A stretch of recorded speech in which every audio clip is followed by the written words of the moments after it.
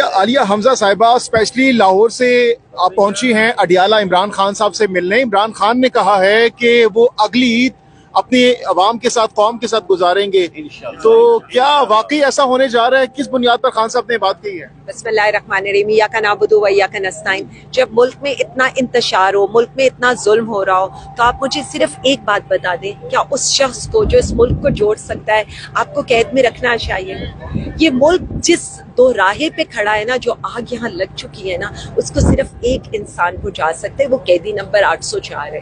اور وہ اسی بیسس کے اوپر ان کو بار بار ایک ہی بات بتا رہے ہیں, ملک کا سوچیں, اپنا مت سوچیں, انائیں چھوڑ دیں. اس ملک سے بڑھ کے کچھ نہیں ہے.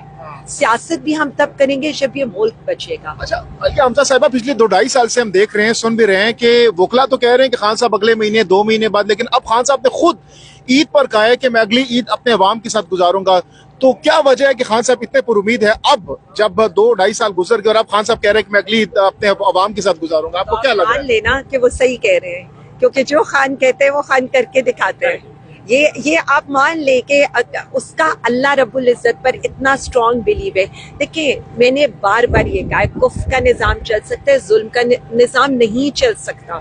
جب آپ لوگوں کو عید کی نماز نہ پڑھنے دیں, جب آپ لوگوں کو عبادت نہ کرنے دیں, جب آپ لوگوں کو جنازوں پر نہ جانے دیں, فاتح خوانی نہ کرنے دیں, افطار کے اوپر آپ لوگ کریک ڈاؤن کریں, تو پھر مان لینا کہ آپ لوگ ہار چکے ہیں. خان صاحب کو کیا وجہ لگتی ہے کہ اب اتنے پر امید ہو گیا؟ آپ کو پرسنلی کیا لگتا ہے خان صاحب نے کس بنیاد پر یہ بات کی ہے کہ وہ باہر آ رہے ہیں؟ میں آپ کو بتا رہی ہوں, اس وقت جو ملک کے حالات ہیں, ملک کے حالات مزید ان چیزوں کے متحمل نہیں ہو سکتے. آپ کا جی ایس پی سٹیٹس ریویو کے اندر ہے, ہیومن رائٹس وائلیشن ہو رہی ہیں. ساری دنیا کو پتا ہے کہ صرف ایک پولیٹیکل وکٹمائزیشن کے لیے وزیر اعظم عمران خان صاحب کو اور ان پر دباؤ ڈالنے کے لیے ان کی اہلیہ کو جیل میں رکھا ہوا ہے. تو یہ ساری چیزیں بتا رہی ہیں, آپ کتنا اور ظلم کریں گے؟ آج تو مٹھائیاں وغیرہ بھی سنا ہے کہ اڈیالہ جیل پہنچائی گئی ہیں. خان صاحب تک پہنچ گئی ہیں مٹھائی جو لے کر آئے تھے آپ؟ دیکھیں, میری ایک بات سنیں, انہوں نے کبھی کچھ پہنچنے دیا ہے؟ کھانا بھی لے کر آئے وہ جی بالکل, ہم تو یہی بتا رہے ہیں کہ دیکھیں, شاید یزید نے بھی اتنا ظلم, مطلب میں اب وہ اسلامک اس میں نہیں جانا چاہتی, بٹ آپ سمپل ایک چیز دیکھیں کہ ہم اپنی عید کو اپنے لیڈر کے ساتھ گزارنا چاہتے تھے.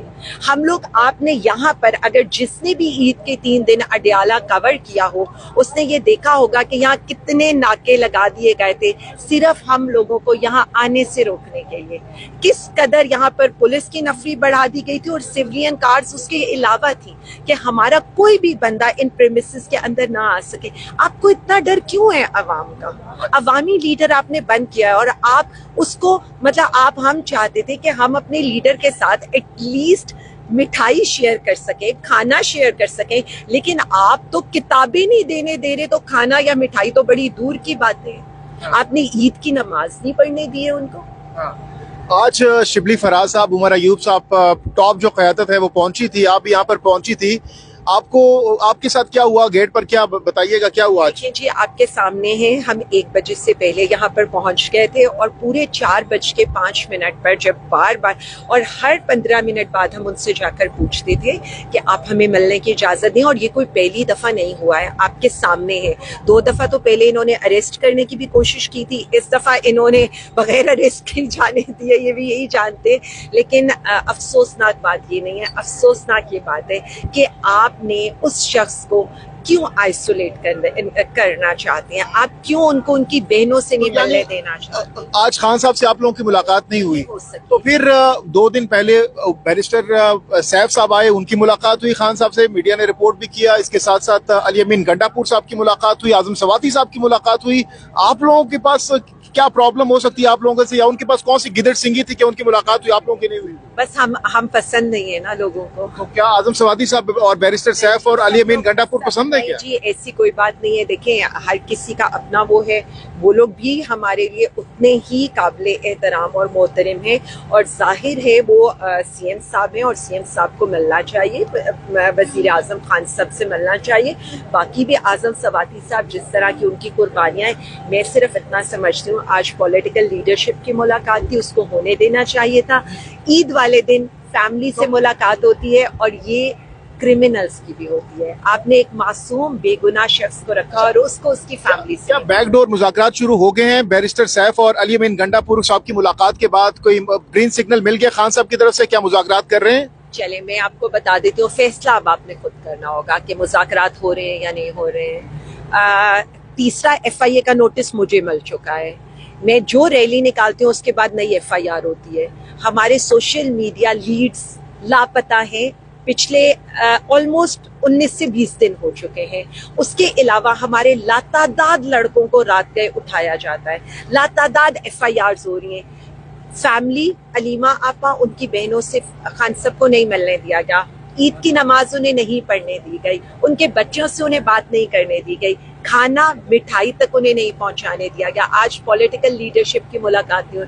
अब आप बता दें कौन से मुज़ाकरात हो रहे हैं कि उसके बाद भी इतना जुल्म हो रहा है? यानी सोशल मीडिया पर जो इस वक्त खबरें या मेन स्ट्रीम मीडिया पर चल रही हैं वो फेक है आपके ख्याल में? मैं बिल्कुल ये कहना चाहूंगी कि देखिए, अगर मुज़ाकरात हो रहे होते हैं ना तो हॉस्पिटल शिफ्ट कर दिया जाता है, वो भी VVIP कमरों के अंदर। व्हील चेयर्स आ जाती हैं। हमाद अजहर साहब ने क्यों इस्तीफा दिया सदर? व्हील चेयर्स में उस पर भी आती हूँ। व्हील चेयर्स आ जाती हैं, यहाँ पर कतरी तैयारे पहुंच जाते हैं, सारा कुछ पहुंच जाता है और उसके बाद आप फौरी तौर पर शिफ्ट कर दिए जाते हैं। तो फर्क आपके सामने है। हमाद अजहर साहब ने क्यों इस्तीफा दिया?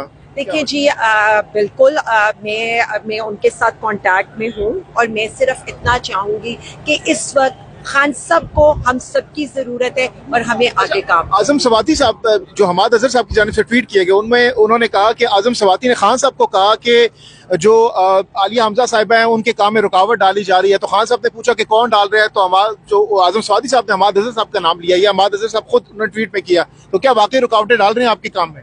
देखिए, मैं सिर्फ इतना कह सकती हूँ कि आपके सामने 8 फरवरी को 150 से जायद जगहों के ऊपर एहतजाज हुआ।